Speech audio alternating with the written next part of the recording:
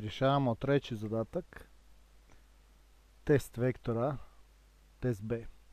Kaže ovako, od vektora a oduzmi vektor b i označi ga sa c. Dakle, rješenje je c vektor, a c vektor je a minus b vektor. Pa idemo sad to raditi. Prvo, tu čak ne treba ni micati ovaj a vektor. Gledajte, ako zbrajamo, onda bi b vektor naneli na zadnju točku ili krajnju točku ili na strelicu ili nadopunili vektor a. Kad bi zbrajali a plus b vektor. Ako imamo a minus b vektor, što radimo? Radimo ovo. Dakle, sve oduzimanje se može prikazati kao zbrajanje.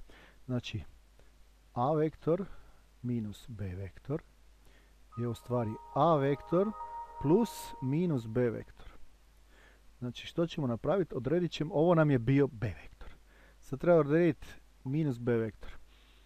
Minus b vektor je vektor iste duljine, istog smjera kao vektor b, samo što je suprotna orijentacija. Dakle, to će biti koji vektor? Iste, znači ovdje imamo 1 u lijevo, 2 gore, znači ovaj vektor treba ići ovamo. Znači, ovo je bio b vektor, a sad je ovo minus b vektor. Skontali? Znači, ovo će nam biti minus b vektor. Pa ćemo mu dati predznak minus. Evo ga, ovako. Malo matajpa smo vidjeli kako radi matajp. Znači, ovo je a vektor minus b vektor, ili ovo tu a plus b plus minus b vektor. I sad treba povući rješenje. A za to ćemo se izbaciti ovu crvenu vani, a ovom ćemo promijeniti boju u zeleno. Tako da nam rješenje bude crveno. Rekli smo što radimo. Kako zbrajamo vektore od početka prvog vektora na kraj zadnjeg vektora kojeg zbrajamo, povučemo vektor.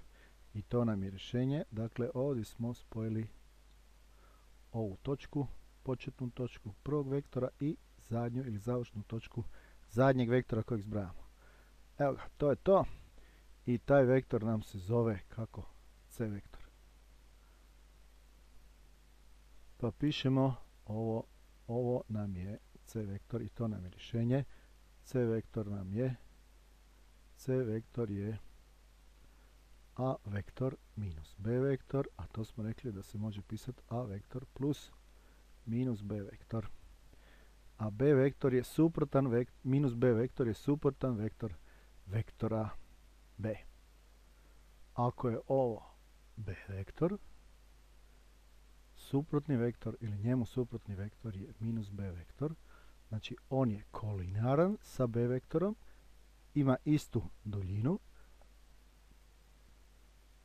isti smjer, ali suprotnu orijentaciju. Znači, ovo je prema gore, a orijentacija je prema dole.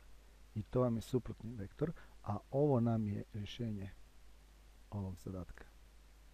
To bi bilo to. Ako vam nešto nije jasno, javite mi se mailom ili me kontaktirate preko Facebooka ili me zovite na telefon. Mislim da bi ovdje sve trebalo biti jasno.